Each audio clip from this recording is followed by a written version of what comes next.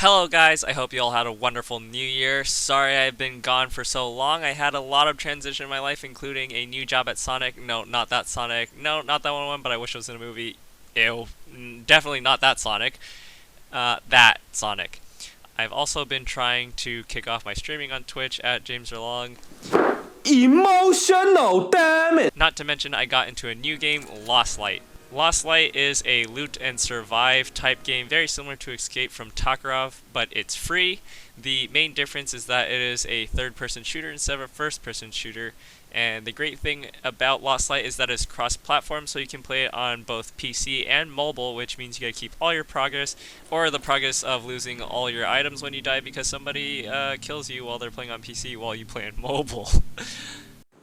Emotional damage! But don't fear, because it's weighted so that PC players are more likely to play against PC players and mobile players are more likely to play against mobile players. To ease your fears even more, I'm going to give you guys my top 10 tips on how to play Lost Light.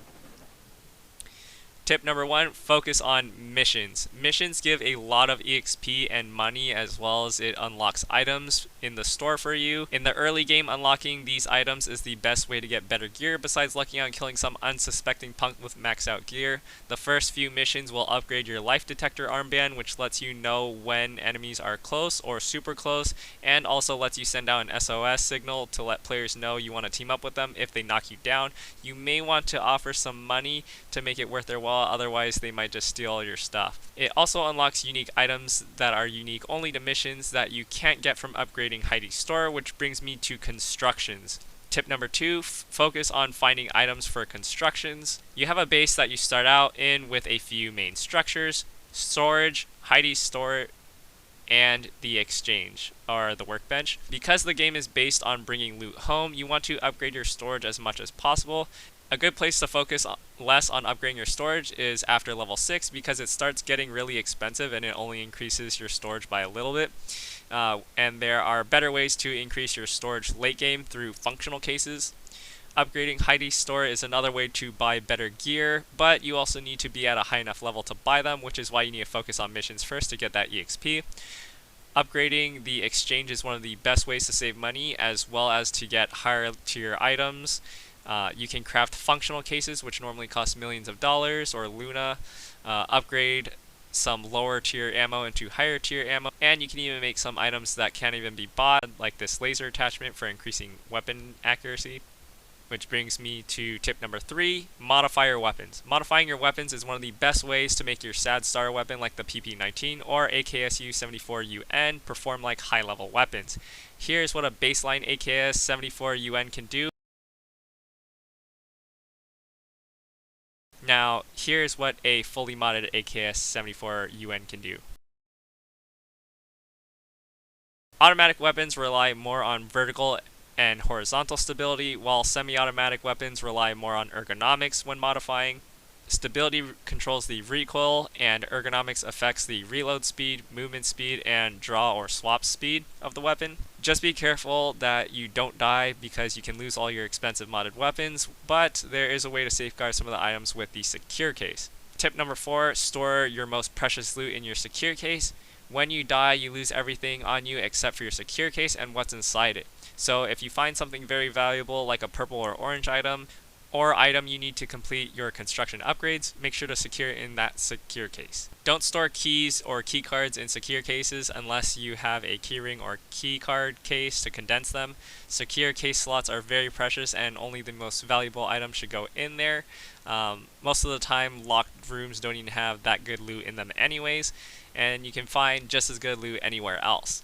You start out with a 1x2 secure case, which isn't a whole lot of space, but I don't recommend upgrading your secure case by buying a bigger one or by upgrading your starting one in exchange, because you already get an upgraded 2x3 secure case in one of the missions, and the monthly login reward for logging in 20 or 25 days is either a 3x3 or a 2x4 secure case. But besides secure cases, there is another way to help you save items through insurance. Number 5, know when to buy insurance for your items. Buying insurance isn't always for suckers. Before you become one, you should know that there are 2 different types of insurance, manual and drone.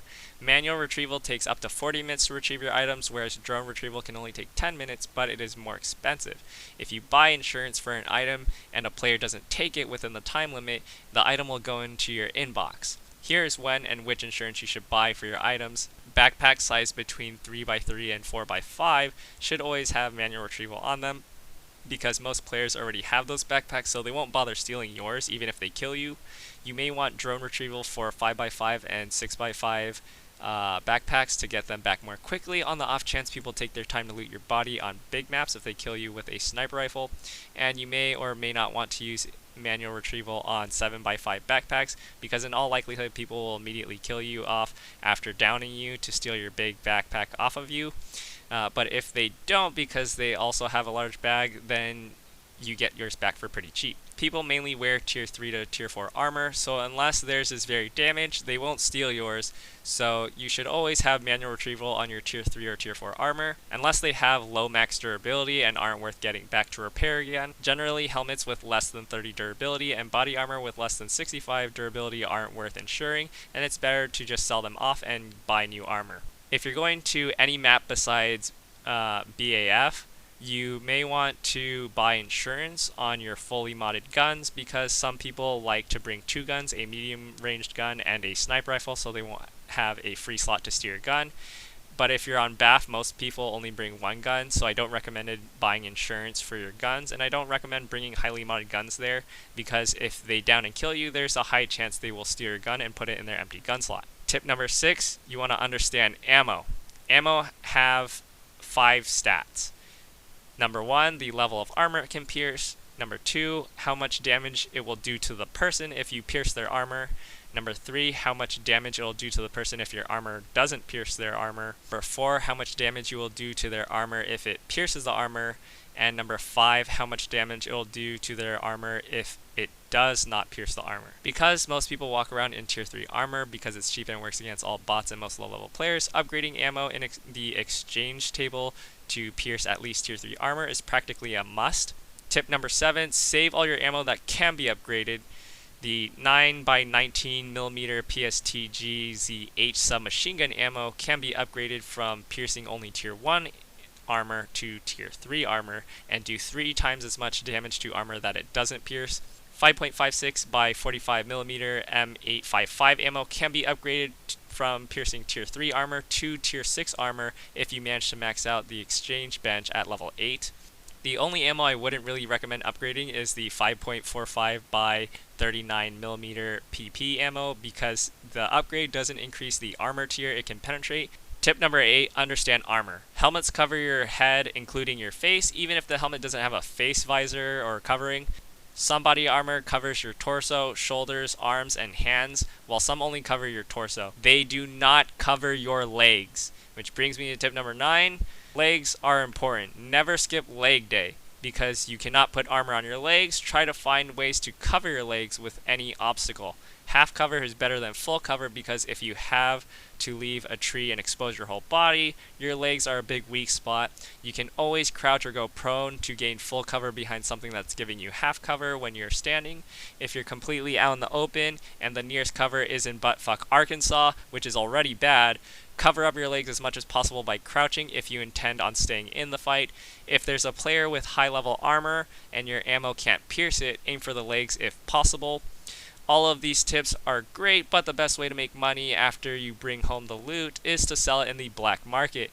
Tip number 10, always sell your stuff in the black market. The best items to sell in the black market are generally the etc. items that are used in missions, constructions, and crafting better items. Don't sell items based on the NPC sale price, base them off of the black market sale price that everyone else is selling and buying them for. Many people sell items like screwdrivers for $70,000 to $100,000 when they only have an NPC sale price of less than $3,000. When buying from the black market, try to check for items that can be crafted or bought from Heidi's store. You can buy toolboxes for $100,000 and broken electronic motors for $120,000 and exchange them for a pair of items that can be sold. That pair of items generally sell for around $70,000 to $100,000 per piece, so you can almost always make a profit without even actually playing the game and scavenging for your items and bringing them back. Just be aware there is a tax for putting your items up for sale, and you pay that tax when you list the item for sale, not when they are sold.